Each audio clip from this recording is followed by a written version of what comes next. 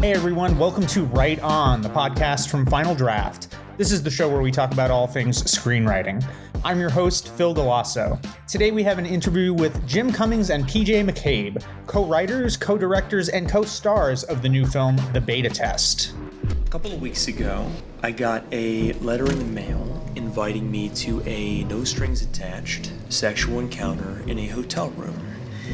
It's a pretty card, looked official. I don't know. I was stupid. I went.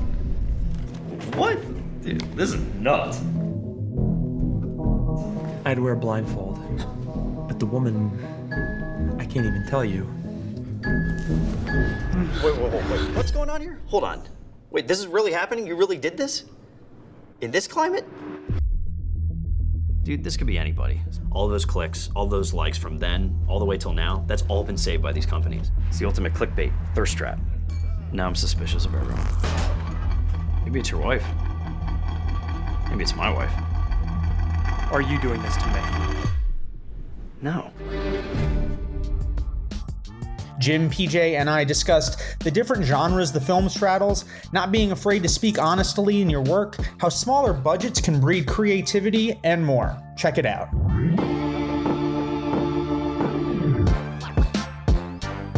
Jim Cummings and PJ McCabe, thank you for taking the time to chat with me today. Your new movie that you co-wrote, co-directed, co-star in, The Beta Test. PJ, how would you describe this movie to the uninitiated? Oh man. So it is a erotic thriller that is an LA noir mystery that is also a comedy. So it's very simple.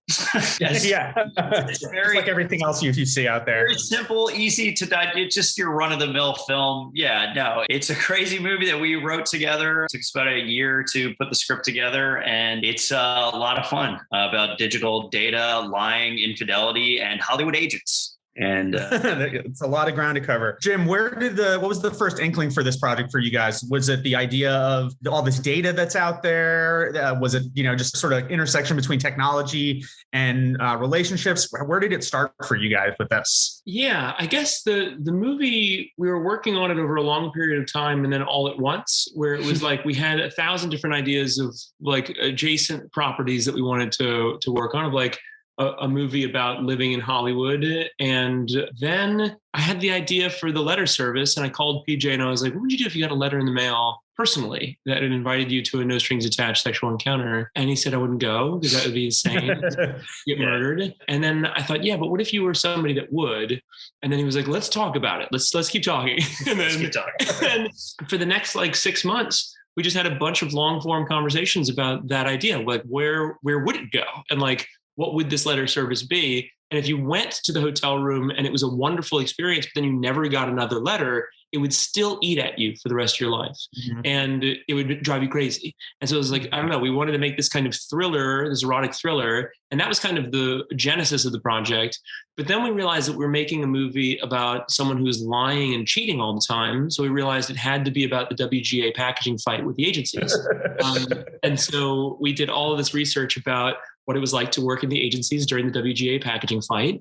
And it was just working for us. It was like, we get to make something that's timely, that's important about Hollywood, so that Jim gets to grind his axe against the system that is the DIY filmmaking community will enjoy. And then it was just making us laugh. We felt like we were seeing the WGA fight in the news every day, but then nobody was talking about it because of the perceived power dynamics in Hollywood.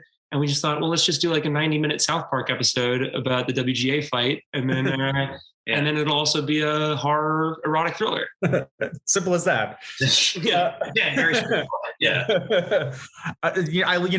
Hearing the way the process worked for you guys, there's a scene in the movie that almost seems like it's sort of like a condensed version of those longer conversations you guys were having about what would happen if you do a letter service like this. How would a letter service like that work? The way you talked it through in terms of just how it would work technologically, why someone would do it in the first place. Did that kind of reflect your real life conversations that you then just kind of put that in the scripts? Yeah. I mean, we had the idea of doing it, and then we were like, well, how would you actually build the service? And then PJ and I did a deep dive into the big data stuff and like connecting people and how you'd build an algorithm to do it. And our friend is a data scientist, and his name is Jerry. He's a good buddy of ours, and he built the algorithm for how it would work. And so then we were like, all right, well, what would you actually do? You have to scrape all this data from different social media platforms, and then like connect people who have similar search engine histories and stuff like that. It was just kind of research, and then it was like, oh, cool, this, you could do it. And then really, it was like fusing these other things together, where we were having these conversations about it. But then I was like, well, what would be funny? You know, if we're sitting in a bar and I'm telling him that I've done this awful thing and cheated on my partner, and then PJ would just freak out about it and be like, oh my God, in this Hollywood climate, like we're gonna get killed. Like this is suicide. Like, and that was just very funny to us. So like we were just acting it out a lot, and then that became the writing process. Yeah, it was interesting to us early on. I mean, just the idea that, you know, if you could summarize all of your data of your online digital footprint, could you actually find someone who's technically better for you than your current spouse or partner? I thought that was such an interesting thing, where our people, like, can you actually quantify based on your data the person who probably would be better for you in the long run? And was that something you'd actually go to if given the chance? Yeah, and that's a horror film. And that's a cool horror film. And what if that started just ruining society because it ran rampant and it fucking worked? What if it works? Like, that's crazy. Yeah. So I don't know. That was cool to us. The movie, especially, I think as it goes along, like you guys mentioned, there's a bunch of different genres and things that are going on, but it takes on this sort of apocalyptic tone. At some point. It's really portentous. And I'm just curious, you know, how did threading that in with the erotic thriller comedy WGA South Park thing, you know, how do you find that balance? Because it's a 90-minute movie and it's walking this incredible tightrope. How do you make sure you stay on that tightrope without falling off of it? Yeah, I mean, we do it all out loud first. So we like have the precursor of doing it in audio format before we ever show up on set. And so like we'll do many versions of a podcast of the film. So like we'll play the parts and we'll put in music and sound design. And so at least we've been able to hear the movie several times before we show up on set. And then, so we can kind of like tell that the roller coaster is working, that like that joke works at that moment. That's what the audience wants to hear in that moment. Or like this jump scare is going to work in between these two scenes. And that's going to function for the equation of the movie.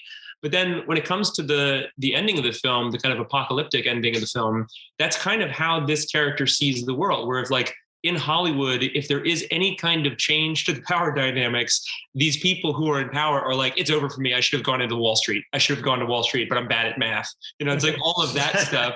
And so we wanted it to have this apocalyptic ending where literally they're fleeing the country because of this shame that they have about, you know, their sexual eccentricities. I don't know.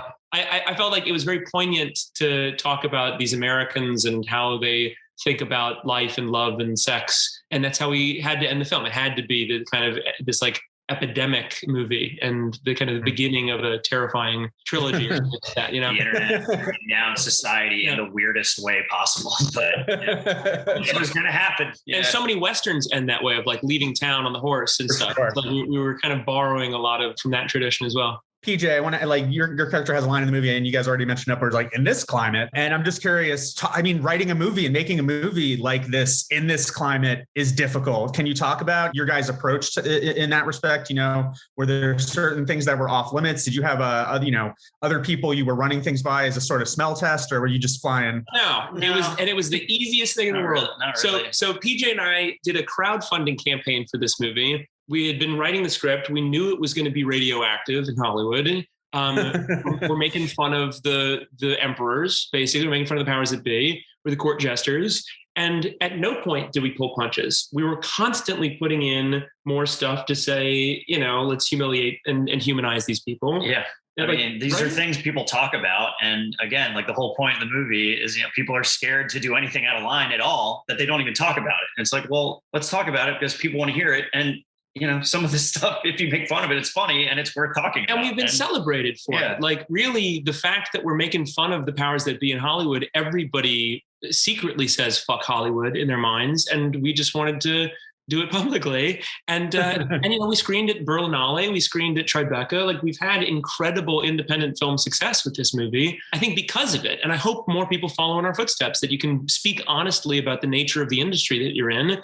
And sometimes people will say, hey, yeah, I feel that same way. I want to just talk a little bit more about the relationships in the film, because, you know, there is a lot going on and it is a relatively brisk film, but the relationships, it's just, Jim, specifically between your character and the wife, it's really well drawn in the small strokes of it. And I feel like so much is conveyed via just kind of looks and at each other, or you look away in shame. Talk about how you can build a believable relationship like that in small strokes. Yeah. So Virginia Newcomb plays my wife, Caroline, in the film. And it's really her movie. Like, so often when we screen the film for people, they're like, when she becomes a major part of the movie, you know, she becomes this voice of reason and what the audience is thinking about my shitty character.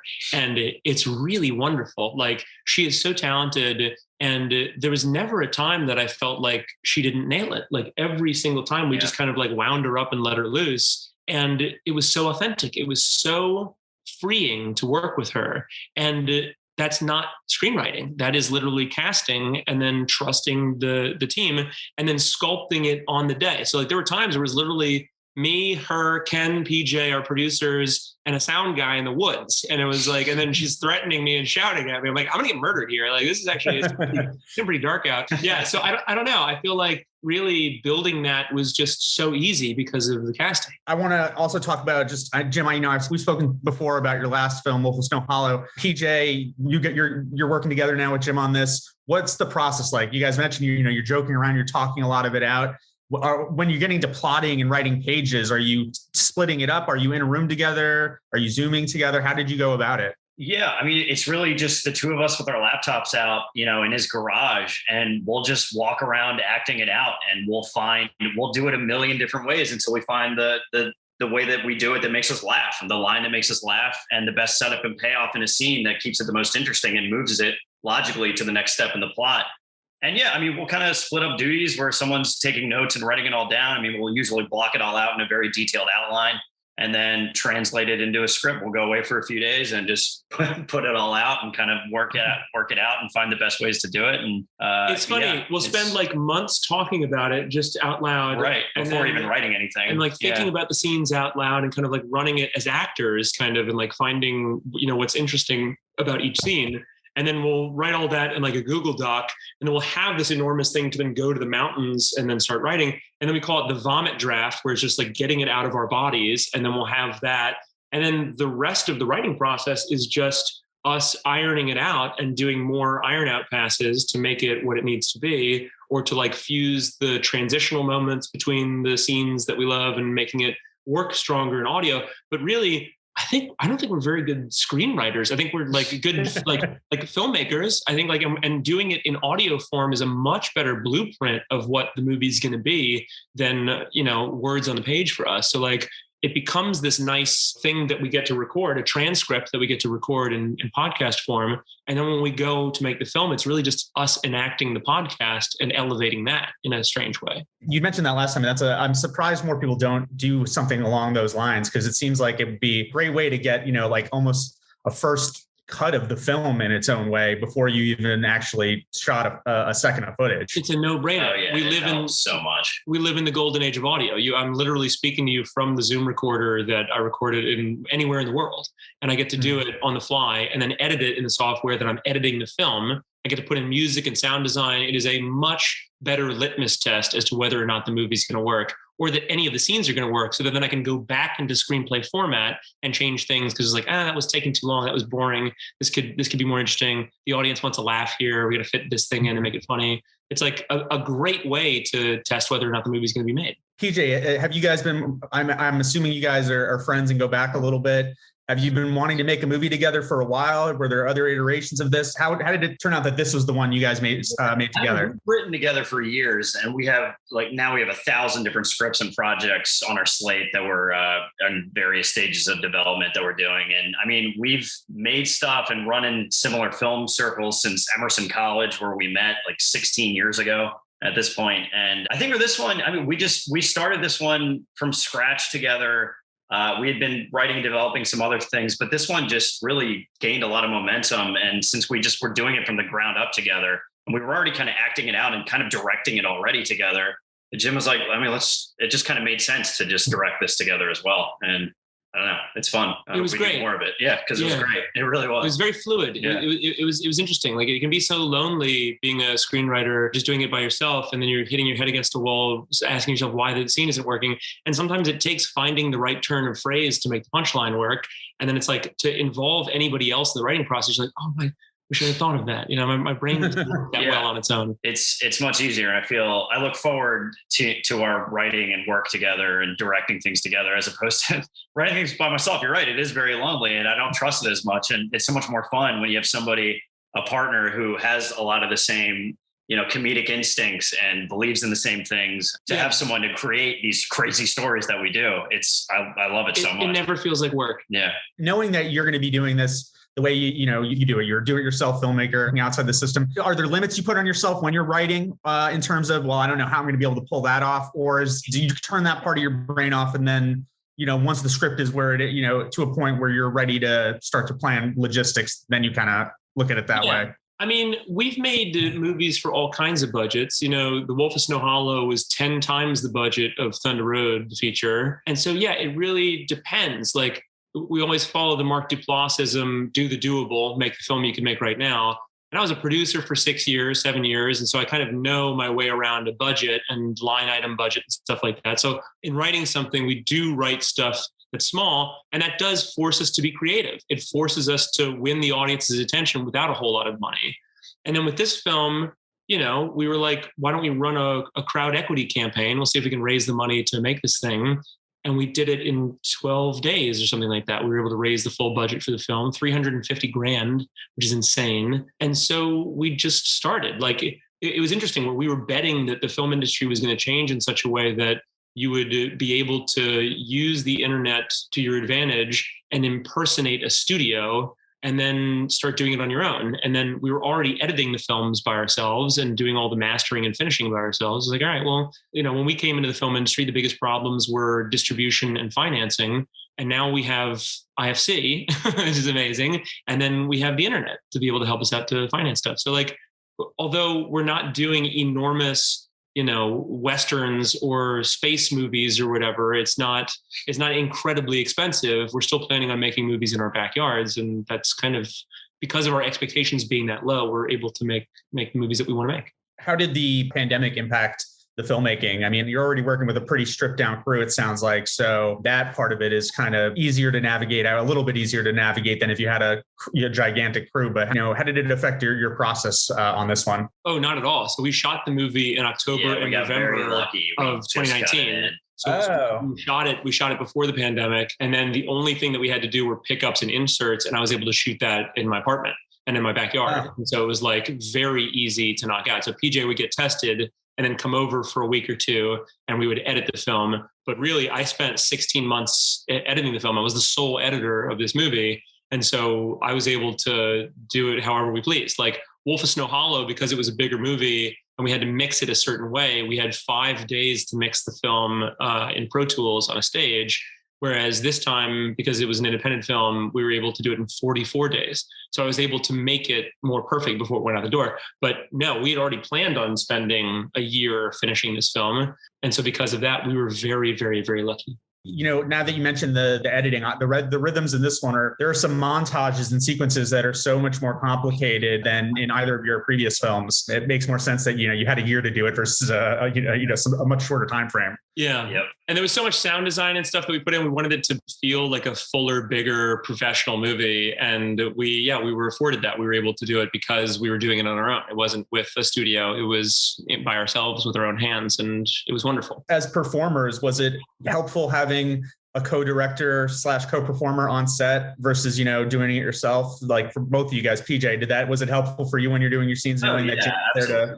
I mean, it was so nice because we're sitting across the table from each other, doing the bar scenes and, we're doing each other's sides, and so I'm doing Jim just sitting like reading the lines when they just go, nope, do that again. We got to do that. It's just much easier. Just instant direction from your scene partner. And it's nice. It's nice. Both of us coming from an acting background to be able to jump in very quickly and find the right performances we need in real time. And then in prep, we're always hanging out. So there are times where we're like in traffic, it was like, let's do the bar scene. And so then we'll just start acting it out. And so like when we show up on set, because we didn't have a big budget or a long schedule for this one, we shot this one in 17 days. It was a sprint to make this movie. Because of that, we have to be ready as soon as we start shooting. So the cameras come on and immediately we have to start doing the scenes. So we were very lucky that we had 24-hour access to the lead actors and we could just do the scenes as many times as we wanted together. Yeah, the first scene we shot in the first morning was the big complicated bar scene with a lot of the long 360 exposition and talking about the whole system of the letters and everything and the data scraping. By far the most complicated shot in the film, technically. And we shot that first at 6 a.m. And it was like, oh my God, why did we do this? I'm pretty sure they rehearsed. Yeah. I remember reading in Sidney Lumet's book that you're supposed to do like an easy shot first to get things rolling. Yeah. Sorry, Sid. Sorry.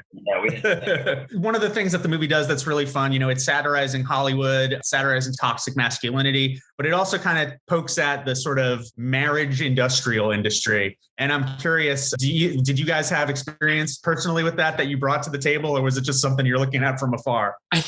Really, that was just a byproduct of like the stress of the male ego. So like we were talking about Rosemary's Baby, and really that movie is about pre and postpartum depression and like the stress of that. And then there's also this like Satanist coven, subplot, major plot. But really, when we were making this movie, it was like, well, there's these guys go through huge amounts of stress before they were getting married, of like wishing that they had sowed their wild oats harder, longer. And so because of that, I was like, oh, we can make a movie where that is the stress point, that it is about this like particular moment in this like certain type of male ego mindset's life to say, actually, I'm getting married in 6 weeks. I should commit this adulterous affair because, I'm losing time here. And that was kind of funny to us, where it was like, this could be the kind of Rosemary's Baby about this subject. And it was funny. Yeah. And I did get married right after the shoot. So I was going through a lot of similar. So I guess logistically, like there a lot of that stuff that was going on. I was like, yeah, I'm going through that right now. And it's fun.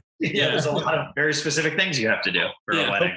Hopefully you were a little bit less stressed out by it. I hope so. So yeah, my wife says sometimes you got a little Jordan during certain planning, but I think that making movies about these things that happen to you becomes great insulations of like, okay, well, I'm not going to be that stupid, or I'm not going to do that. Like, I'm not going to mess up that bad. And it becomes great. Like, it becomes about something important. Everybody goes through that, Last question before we let you guys go. And I'm curious to hear from each of you guys. Making any film is an endeavor that is not taken lightly. And it requires so much work and attention to detail and all that. Is there something that each of you came away with by the end of this project that, you did a lesson you learned that you didn't know going in? Like, what was the biggest takeaway from the process on this one? For me, broadly, this movie was the beta test for what we want to do for the rest of our lives. So it was like actually this test of like, is it okay to start your own studio? Can you get away with it? And we proved ourselves right so much in so many different ways. About the film industry, about, the fact that you can make movies in a DIY zone and have them considered real films. So broadly, the whole movie for me was this consciousness raiser of we can do it. Yeah. 100%. We always say the beta test was the beta test for our careers for can we continue to do this and have our own studio type system. And also, I guess from a story standpoint, can these crazy complex stories that Jim and I come up with all these tone blending and everything, can it work? And I think it can. And that gives me a lot of hope and confidence that a lot of these crazy, fun, complicated stories we come up with are what audiences like, because people want to think and they want to see things that are unique and different. And I'm excited to continue telling those stories. Well, that's awesome. Actually, one last question, Jim. My girlfriend, who's seen all 3 of your films with me, wanted me to ask, are you okay? No, it depends. Yeah, PJ can answer that one for her. No. Is anyone okay? Tell her, I guess it depends on what day you ask them. All right. Well, thank you guys so much for the time. Congrats on the film. It's awesome. And I hope a lot of people get a chance to see it. Thank you, Phil. Thanks, man. Thanks again to Jim Cummings and PJ McCabe for coming on the show. You can see the beta test in theaters and on VOD November 5th. And as always, thanks to you, our listeners. If you liked this episode, leave us a review. And if you haven't already, subscribe to the show on Apple, Spotify, Stitcher, or wherever you get your podcasts. For news about new episodes and more, like us on Facebook, follow us on Twitter at Final Draft Inc. and on Instagram at Final Draft Screenwriting. This podcast was produced by Kayla Guess and co-produced by Emma Vranich. Editing is by Sean Bonnet. Music is by T. Kelly. Thanks again, everyone. Until next time, right on.